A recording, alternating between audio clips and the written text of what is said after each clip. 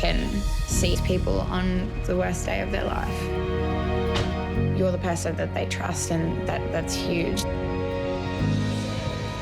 Any call can potentially change in an instant. Ambulance, what's the town or suburb of your emergency? Hello. And what's happened tonight? Looking after patients, helping patients, and saving lives. It is very, very rewarding to know that you've made a difference. Every day, Queensland Ambulance receives more than 2,800 calls for help.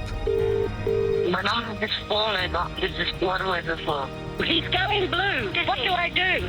You tried to jump off the Story Bridge? Yeah. With exclusive access, This could potentially be the worst-case scenario.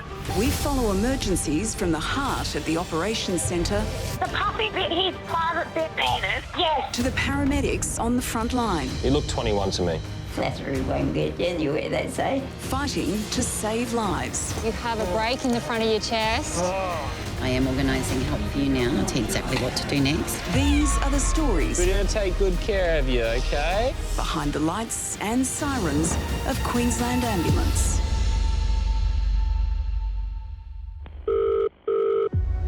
Ambulance, tell me exactly what's happened. A friend of mine just got the Uber and he fell over, but all his skin's peeled off his arm. He's still in the bushes and I can't get him out.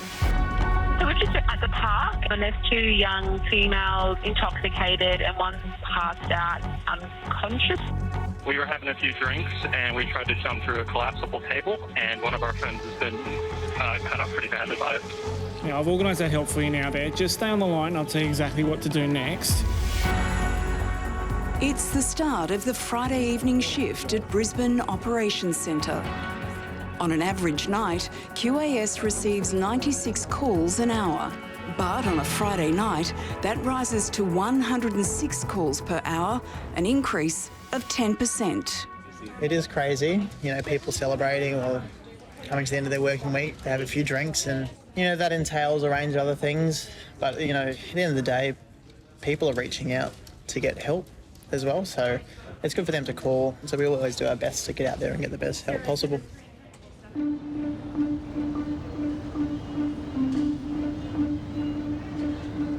To start the evening off, folks. Shut your eyes, I have a surprise. The Milky Bars are on me. I've been waiting to say that all week. I bought them the other day. I'm like, I'll wait for night shift. See you later. Yeah. More than 100 ambulances are on call across Brisbane for the start of the weekend. It is a Friday night. Might be a little liquid courage causing a little bit of anger or agitation. Yep. So the night is young. Yeah. Look at the city of Brisbane out there, Shelley. As peak hour begins, paramedic team Shane and Shelley are starting their 12-hour shift. I'm going to find one girl who's taken her shoes off. Oops, she nearly fell over. My daughter's probably here somewhere. Yeah, I reckon she'll still have her shoes on. I started working with Shane when I was a very new paramedic, fresh out, just qualified. You're going to get through there in a hurry, But it's really fun to work with a veteran in the job. I think he's cracked 17 or 18 years now. So I learnt a lot from him. I've started stealing his jokes, so he's rubbing off on me. Just can't pass like that. We all work on the same principles, the same systems, but Shane kind of just goes into every job, has a really casual conversation, immediately builds rapport with every patient. He's nailed it. He's just got his little system that works. Ambulance, tell me exactly what's happened. I'm not sure if it's an emergency, but I've just got really bad mental health. Okay. I just feel like it's a waste of resources. No, not at all. Not at all. Your mental health is as important as your physical health, okay? Since the onset of COVID-19, the number of mental health calls the Queensland Ambulance Service receives has increased by 15%. What was in the text? Was she threatening suicide in those text messages? On every shift at the operations centre, there's a designated mental health clinician. And there's no neighbours or anything like that around the general area where she is that she gets along with. With access to patient records, they have specialist training in handling these kinds of calls. My daughter has just taken 11 antidepressants. This has been going for a few days. She can't cope. It's shaking. She's having a breakdown. So he's sort of like angry at himself, so it's like hitting his hands and fists together. So I just don't know the words to say, sort of thing, try and calm him down. Yeah, just keep reassuring him. He's done the right thing by reaching out for help. Ambulance, what is the town or suburb of the emergency? I'm on the Story Bridge going southward. I tried to jump off the Story Bridge. You tried to jump off the Story Bridge? Yes. I clicked on emergency phone box on the Story Bridge. Okay, do you have a phone number that we can call you back on if we get disconnected? No, I don't. I'm on the Story Bridge. Okay. All right, we're going to get some help there for you, okay? So you just stay on the line with me. Have you spoken to anyone at the mental health team today? No, I haven't, no. That's okay. He hung up on me. Free. Is there any mental health clinicians down there? Into the Baxter. A gentleman threatening to jump off the Story Bridge. He's calling from the emergency phone box. I was trying to conference him into you and then he hung up on me. Can you have a look and see if maybe you have a phone number for him? Yeah, I'll go through the more recent notes and see if they've got anything there. I'll try and call that payphone back. If I can get back through to him, I'll conference him in. Ambulance, what's the town or suburb of the emergency? Inbound on the Story Bridge. So it's inbound on the Story Bridge. Have you got him? Story Bridge, someone jumps from the pedestrian So you saw someone jump? Where did you see them jump? onto the Story Bridge. Okay, stay on the line. Just letting the paramedics know what's happening, okay? You guys are doing really well with the information, thank you. 1A. Above park on south side, Story Bridge, down the bottom.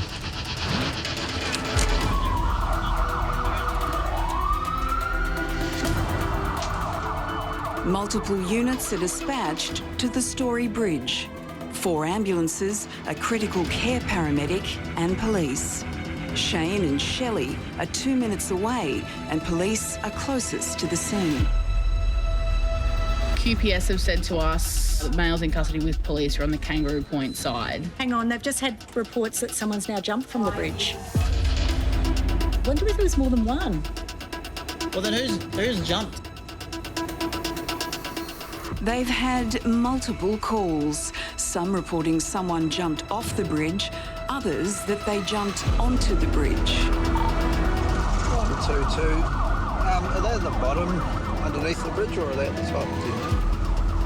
We're trying to confirm it. We're receiving Information from persons on scene saying they saw someone jump from the bridge, and then QPS are on scene saying they're got them around in custody, so we're just trying to get some more information. but received per 1 at the stage thing.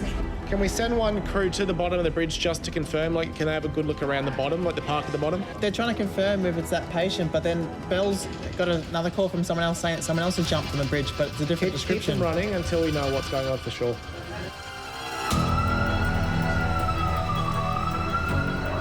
If you ever hear the word jumper on a job, you've always got these visions of a massive traumatic case. So you have to get mentally prepared for that. What you're going to need when you get there, how you're going to approach it. This could potentially be the worst case scenario. 122, we're on top of the Story Bridge. We'll give you a further sit rep shortly. Roger, thanks, guys.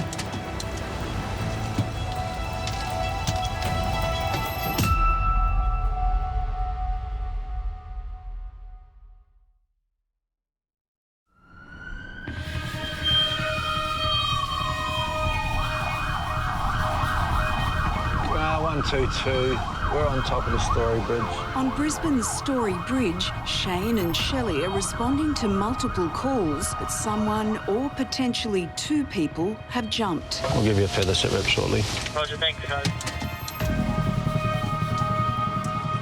Sometimes you can still come across cases that can get you anxious and nervous. Sometimes we're looking really calm and control. Our minds are going 1,000 miles an hour, considering all the possibilities and all the angles. All right, who wants to tell me what's going on? He's trying to run in front of the traffic. Yeah. So what happened here on the bridge? No, I got injured. All right. So you don't remember hitting your head at all, mate? Oh. Any pain in the back of your neck here? Just keep your head down. A little bit of pain in the spine. All right. Take a big breath in for me. All right. Breathe out. All good? Who was here first? We were. So basically, he's trying to run in front of the traffic. Yeah. But I think he's actually head-butted one of the car that was in front of you. Yeah. But initial information was that he was trying to jump the bridge. Okay. I might just get some details from the driver about how fast they were going. Go and so check I'll just it. check with them. Yeah. I'll Go just, and double check it. Too easy. Jobs are never what they come through as. In those first few moments, you're trying to assess, you know, any critical injuries, but also what's actually happened. Hello. How are you guys? You okay? No. I'm still shaking. Yeah. Were you driving at I the was time? driving. Yeah. I was going just between 50 and 60 because I never go fast. Yeah. And as I was driving, he jumped in the car. Did he get up after he was Yes, hit? he did. Okay. He got all up right. and he ran to the car behind me. Thank you. 501122. 122, go ahead. We have a conscious male patient here. The story that we've got so far is that he was threatening to jump off of the bridge here. He's then actually jumped headfirst into traffic and struck a car that was travelling between 40 and 50 kilometres per hour. The Bravo crew underneath the bridge won't find anything. The patient's definitely located up here. QA Brisbane 501122, roger. We're going to need help with extrication because it's going to have to be full spinal, isn't it? I'll get a spine board and stretcher. Well, when a patient's been hit by a car, that they could potentially have a significant spinal injury. The slightest bit of wrong movement could potentially become life-changing for them. Keep your head down for me, mate. We need to treat him with full spinal immobilisation, move him very carefully, Everyone happy on 3, 1, 2, 3. and make sure he's moved safely. We don't want to risk any further secondary injury. When I joined the ambulance service, I always had these visions that we'd always be saving lives. All right. Not really realising that there's a lot of big social problems out there and mental health issues that the paramedics have to deal with. Oh, amazing. Thank you. Well, generally, the rule I try to work with is I want to speak to this person the way I would like to be spoken to. I want to treat this person the way I would expect to be treated if I was in that situation. Yeah, open your eyes. Open your eyes, mate. You're in the ambulance. It's with the paramedics. You're in a safe place, okay? You're going to be okay. Alrighty? Thank you. Alrighty. And I try to get down onto their level so I can look them in the eye and let them know that I'm not a threat. I'm just here to help and get them to a safe place. That's all I can do. Do you remember hitting the car? No, I didn't hit the car. I came back off. I don't know what happened. I got it back up somehow. I dived in front of traffic and then I got up before it hit me. No, it did hit you. Did it? Yeah. Put a dent in it. In the side of it, apparently. There's 2 head-sized dents in that car. During the 17 years that I've been doing this job, we certainly seem to have an increase in mental health cases. I think today people are more willing to admit that they have a mental health issue. Their friends and family are more understanding of it. Mental health can affect any person from any walk of life, of any age or any religion group. We're almost at the hospital, okay? Yes. Now, when we get in there, we're going to go to a room. There's going to be a couple of doctors and nurses in there. Yes. There'll be a lot of people talking to you a lot just to start with. Okay. And when they find out that you're stable, things will slow down a little bit, okay? Okay. All right, mate. Open your eyes. Open your eyes, mate. You're okay. You're in a safe place, all right? You're in a safe place. You're going to be okay. What's your name, sir? Shane. Shane. All right? You're going to be okay here. All righty? I'm going to take you in and get you looked after. The clinical side of being a paramedic has changed immensely over the years since I've been here. For me personally, how have I changed over the years? Have a greater understanding of some of the issues that revolve around society, the mental health issues that are out there. And I definitely find myself more empathetic and more sympathetic. Looking after these people with all these emotional problems is something that I think I can do well, and that really is quite rewarding to do that sort of stuff.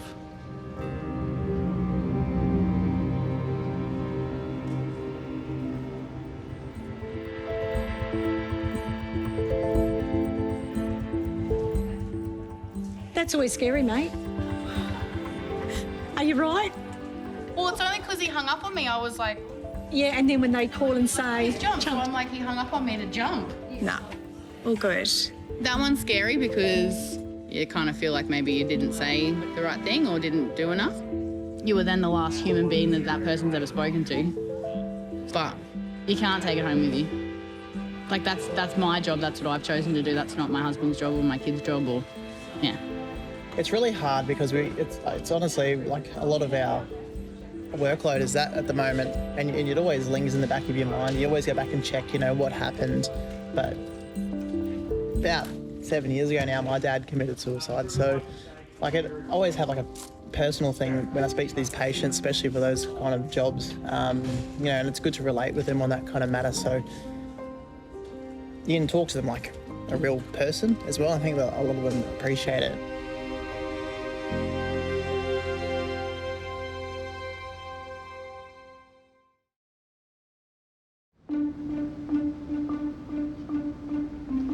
Thanks, mate. It's Saturday afternoon and Ashley and Arman are clocking on for their 12-hour shift.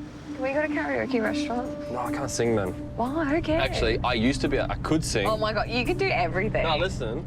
So I could sing because I had a little boy voice. Right. But then my voice broke, and it's not good. Yeah, can you sing us something? Arman and I are really good friends. I feel like he's like a brother to me now, after all the time we've spent together. Baba, black sheep, have you any wool? He is more street smart than me, so he's really good at building rapport with, different ages of people sometimes compared to what I am. Yes, sir, 3 bags full. See? Oh, it's not horrible. It's definitely not going any higher than that. I can tell you that for free. Right. We have a 2 alpha. Yeah. A 96-year-old female, conscious and breathing, who's had a fall. She has a split to her head. Run her up to hospital, make sure there's no sinister things happening inside her brain. Yep. Jobs with older people, they're a very complex patient. They have a lot of comorbidities, they have a lot of health conditions that most younger people don't have already. So when you are treating them for something simple like a cut, there's a lot more in the background that can be affected.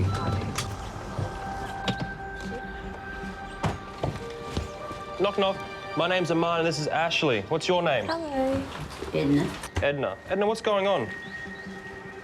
I was cleaning up the yard and I fell over on a root. Yeah. Hit my head. Did you fall because you're dizzy or just because of the root? No, just because of the root. Okay. Do you have any pain? Yeah. Okay. What about in your neck? Is there any pain in your neck? No. Alrighty. What were you gardening? Just raking up leaves and rubbish. Why didn't you get someone to do that for you? I can always do that, but that's a pastime for me. I love gardening. Oh, there you go, hey? Alrighty. How long have you lived here for? 66 years. 66 years. Are you ever gonna move? 96. You're 96. You look 21 to me. Yeah, but flattery won't get you anywhere, they say. So Edna, I'm gonna put a pad on it so it doesn't bleed everywhere. I'll wrap it up. And then what hospital do you normally go to? Hospital, I don't go to hospital. I think you need to go to hospital. If I haven't got to get it stitched, however. Or they can glue it. Do it myself well. Alrighty. You reckon you can lean forward a little bit for me? Elderly are very stoic to a fault. I think they're very strong to a fault. Whereas sometimes you can't just get on with it, you do need some help. We'll need to go to the hospital for a full assessment. Not too tired? Heavy. Yeah. Sorry. In the fear of that infection can start causing a lot more issues. I did all the yard and then had a knock off and then I'd fall. Yeah, I know. Oh. Do you reckon we can take a stand and I'll see how you're standing and make sure your hips are all right? How's that? All right. You're pretty tall. Tall? Yeah. 5'3", that's all. 5 foot nothing. All right. Did you want me to carry your bag for you? Yeah. When I go see elderly patients, I do think of my grandmother. But those roots over there. Oh, yeah, I gotcha. There from that big Norfolk pine. I gotcha. My grandmother has had a lot of influence through my younger years, teaching a lot about her life lessons and going through hardships, you staying strong to yourself, having that one foot after the other.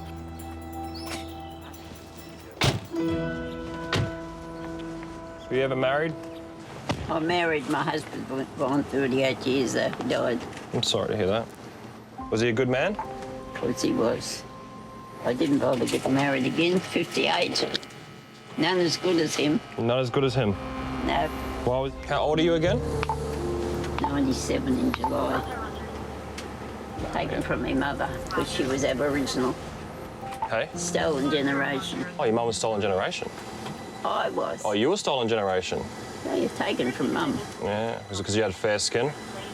I've got fair skin now. Yeah. But she was Aboriginal. Yeah. My grandmother was part of the stolen generation. But she doesn't talk about it much. No, well, Mum had 4 children, all taken. Yeah.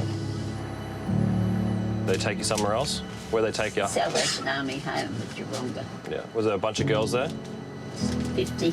50? I assume they didn't treat you too nice there? No. I'm sorry to hear that. If you were just there when you were 8 or 9, why would you be happy? Yeah, I know. Where's your Aboriginal descent from? Mackay, somewhere in the north. Mackay? I don't even know where I was born because I was taken off Mum sick. Yeah, I'm very sorry that's happened to you.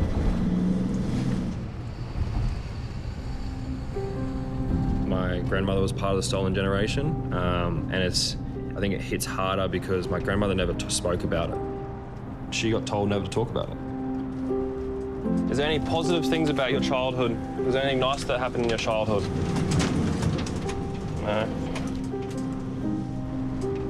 Even asking about it and trying to learn about it from her, it was pretty much a no conversation. It's shut down quite quickly. So I could only imagine what my grandmother went through.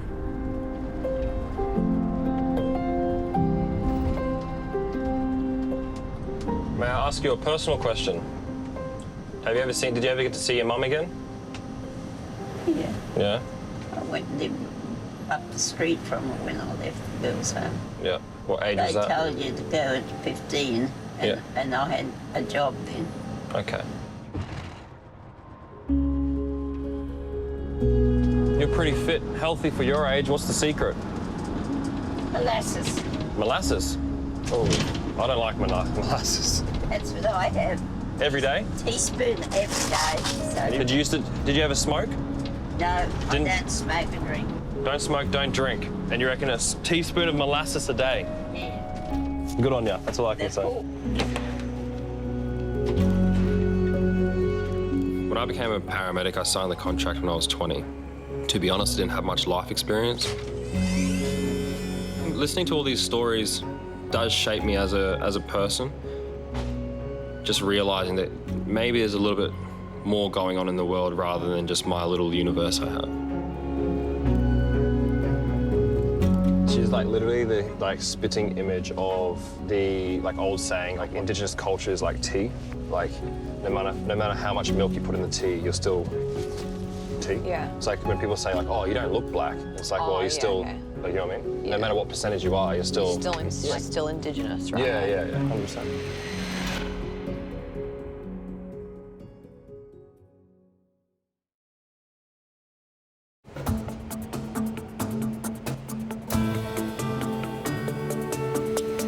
Ambulance, tell me exactly what's happened. A man has hurt his hand on a stonefish. So I don't know whether it's bites or... Stings you? Yeah. Okay, tell me exactly what happened. My husband helped me in the garden. He has sap in his eyes and he's in a lot of pain. At Brisbane Operations Centre, it's the Saturday afternoon rush. Busy is an understatement. Just stay home, have a cup of tea, glass of wine.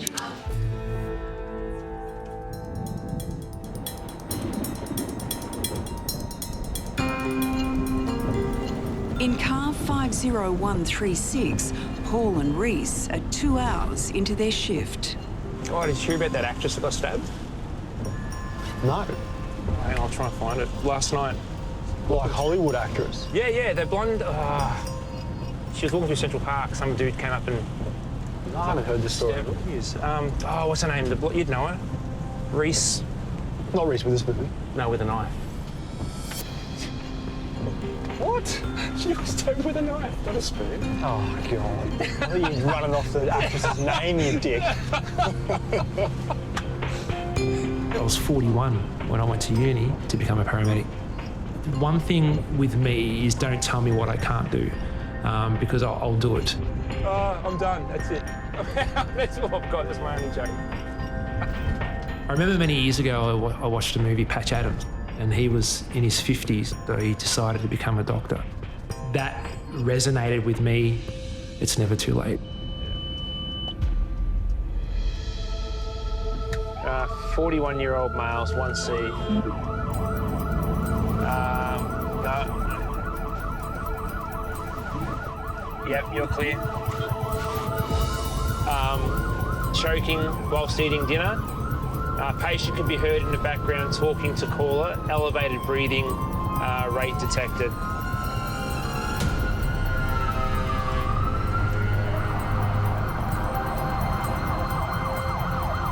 Roger, we've just got a lot of traffic at the moment, so we might be a bit delayed, but ETA at this stage is 13 minutes. Wow.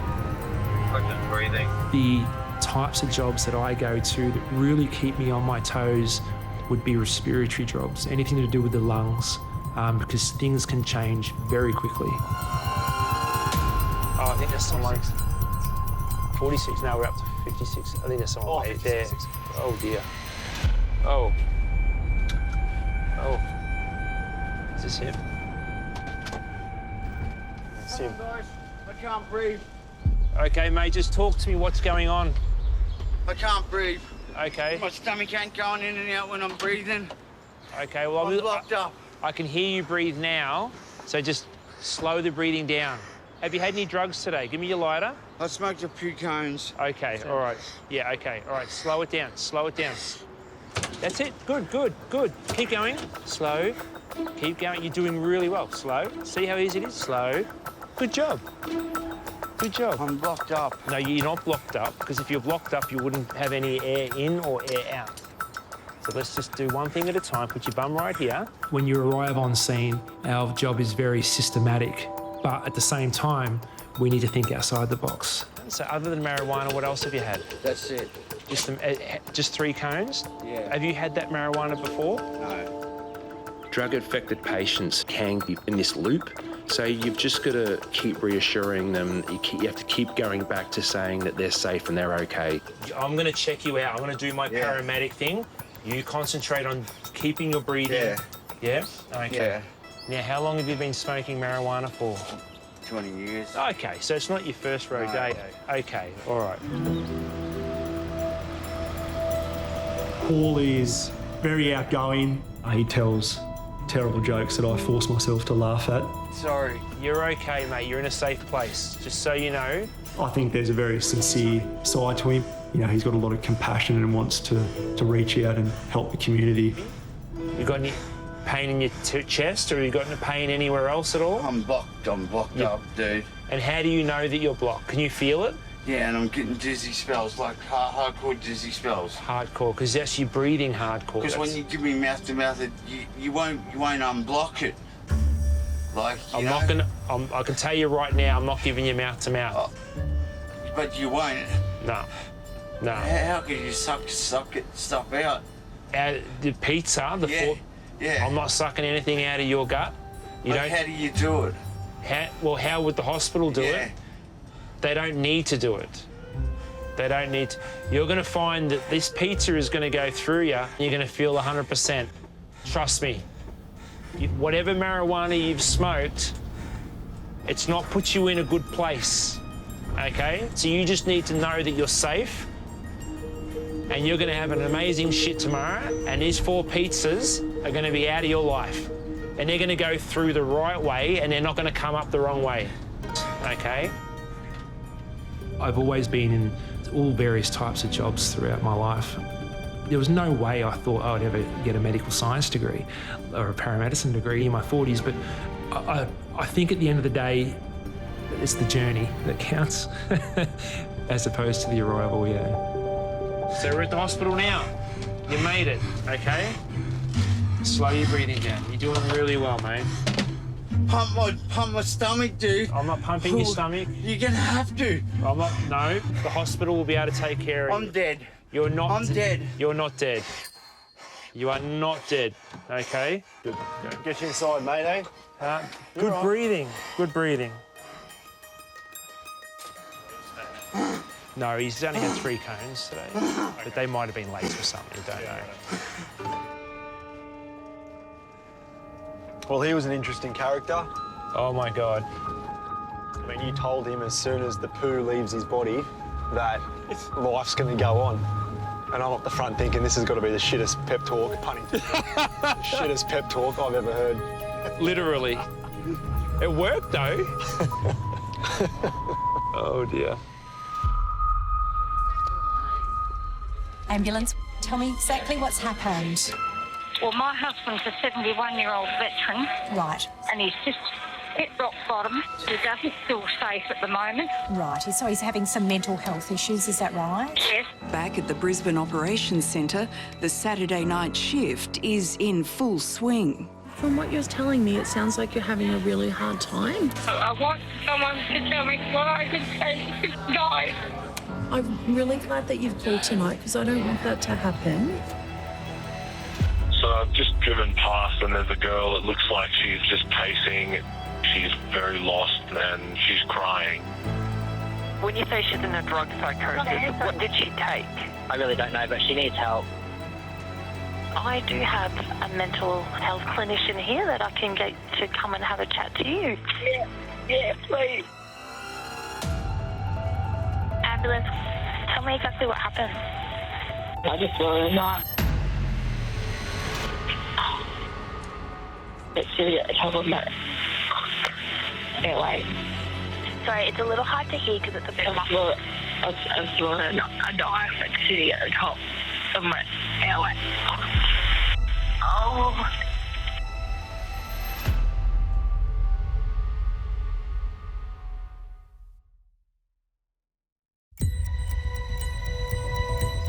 Ambulance, tell me exactly what happened. I just want to know. It's really at the top of my airway. Sorry, it's a little hard to hear because it's a bit muffled. Well, I just want to die like sitting at the top of my airway. You swallowed a knife. Okay, well, let's get some help out to you. I need help. Is breathing normal for you? No. Okay, so tell me exactly what happened. What happened to make you swallow the knife? Self-harm. Sorry? Self-harm. I don't know. I can't remember. I was just blanked out. You blacked out and then you came to and you'd swallowed a knife? I think so. I don't know. Okay, we're still coming to check you out, okay? I'm so sorry. Don't say sorry. It's fine. We'll just come and check you out. Got blood. Is there blood coming out somewhere? I'm coughing up my blood. Just stay with me. We're on our way to you, okay? In ambulance 50136, paramedics Reese and Paul are 5 minutes away. You're proceeding out to an 11 Delta 1 Oscar. In regards to a 32-year-old female, she's conscious and breathing. She's blacked out, and when she had come to, she swallowed the knife. Code 1, thank you. 501136, roger. So I've been a paramedic now for 4.5 years. Every day is very different. As cliche as that sounds, I mean, it can be quite nerve-wracking, but also very exciting, whether it be a cardiac arrest or a major trauma or something unique that you'll never see twice in your career. 136, roger. Is there any history with this person or the address? There is similar history of the address relating to the 2nd of this month for the exact same thing again. An airway obstruction, we'll classify it into two components, one being a partial obstruction, where they can still essentially talk and breathe. However, if that then transitions into a complete obstruction, they can stop breathing and become unconscious, and that can lead to a cardiac arrest if you don't act quickly. She's waiting somewhere. I think she said she's going to be in the car park. Hello. Can you try and talk to me, darling? What's going on? No. So any patient that's experiencing a mental health crisis, I think it's very important for us to gauge that the nature of their injuries isn't life-threatening. My name's Reese, got Paulie here. So you're saying that you woke up and you swallowed the knife? You got? Just associated, which is like a... Yeah, and is swallowing items your go-to? It used to be like 3 years ago, because I started fucking remember it's been 3 years Since you've swallowed something? We started a week ago, it was a week ago the first time, 3 years ago. So you swallowed a knife last week? I may have swallowed some others, I don't know. I really just don't know. I know that sounds like I'm just making a bullshit. No. I really don't know. What are we talking? What kind of batteries? Disc, AA, AAA? I'd say they'd be disc batteries. I found it there. Yeah, okay. Well, look, your oxygen levels are great. Okay. And how long ago do you think it happened? When did you wake up? It's now 10 to 9. I didn't wake up. Well, you said you had this dissociative window. Sleep. No. But when do you think you... About 20 minutes ago, I realised as soon as I died. All right, so we'll say about 8:30 then, hey? Can you try opening your mouth for me? Nice and wide. Say ah. You always have in the back of your mind that that partial obstruction may become a complete obstruction. So just be mindful if there's any deterioration. If they are stable, I think it's important to just maintain that calm rapport and keep their trust with you on the way to the hospital. I know it's not in the airway. I know it's not there. Okay.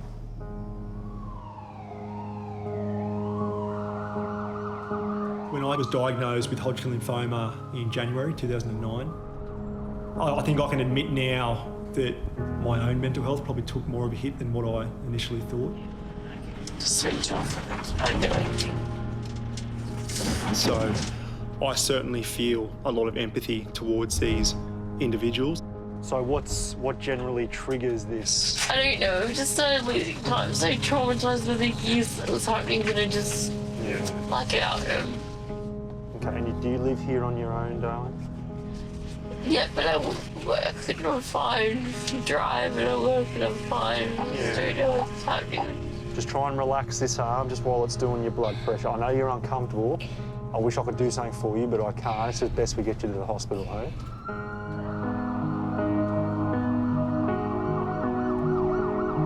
Is this something that's... I know you're having these dissociative episodes, but... So I don't plan it. I don't know I'm doing it. So it's not to intentionally hurt or kill yourself? Okay. No. Okay. At least I should be this do something I can't do. No, I can understand you'd be worried about your job.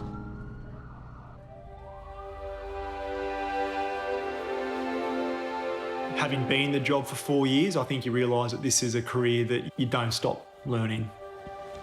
We can go through a 12-hour day and experience something that you've never previously experienced or won't see again. So I think you have to learn pretty quickly that it's not a textbook patient or case, and your conversations and treatment is very different because they're very unique patients.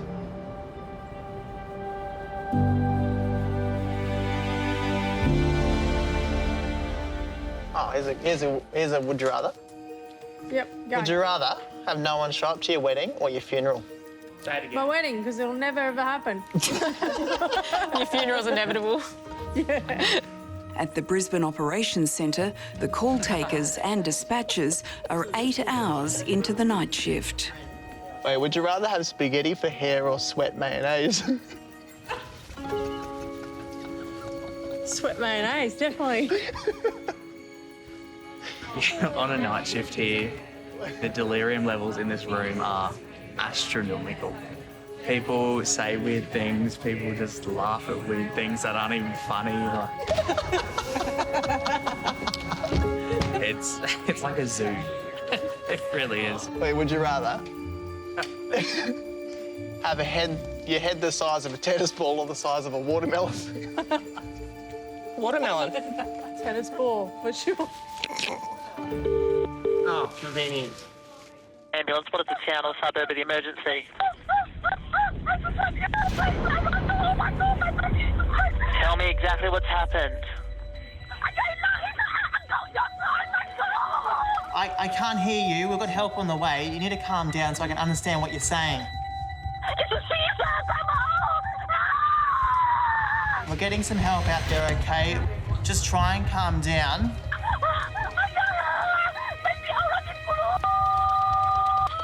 Just calm down. Take a deep breath. We've got help on the way. Tell me what's happened.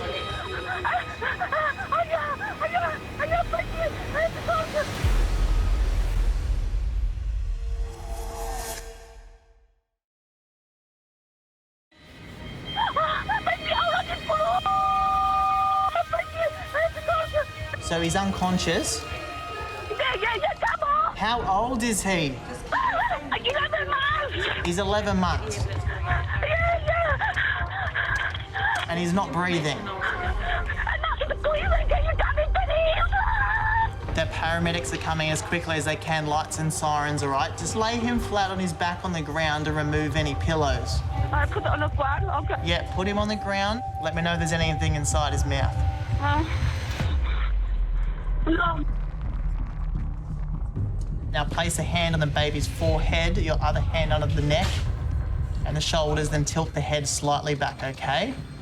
The ear next to his mouth, can you feel or hear any breathing?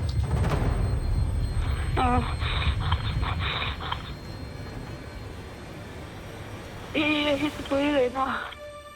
Your little one's breathing? Okay, well that's good, okay? We've got help on the way. Oh, are you okay? Yeah, I'm okay. Okay, a bit scary. Yeah. The paramedics are there? Yeah. All right, I'll leave you with the paramedics. Okay. Thank you. Oh my God. I am sweating. Literally. I feel like I've just run a marathon. I've gone through like a roller coaster of emotion in the last 10 minutes. I feel like I wanted to cry for 1 minute. I was sitting there, I was like, I'm gonna cry. Anyway, I sent it out as the highest priority, so that's all that matters. We were there in like 6 minutes, so that's all that matters. Pretty good.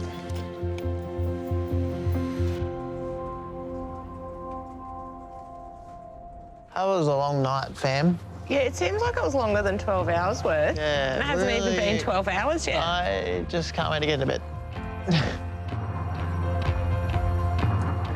Boy, am I glad to see you. We do a pretty good job in here of what we've got, and we're pretty accomplished at the end of the shift, and you feel like you've done a good job, which is good.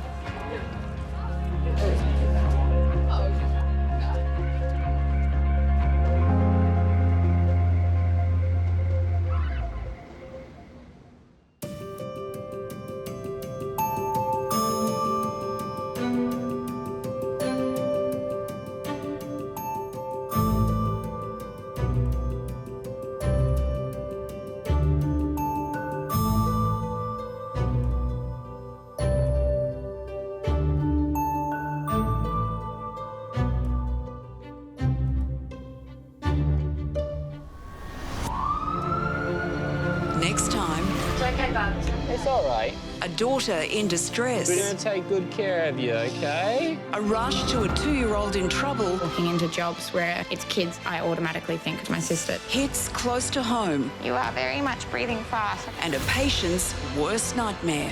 How long have we had these pains for? Been getting them for a while now. You should have called us a long time ago. I'm worried you could be having a heart attack.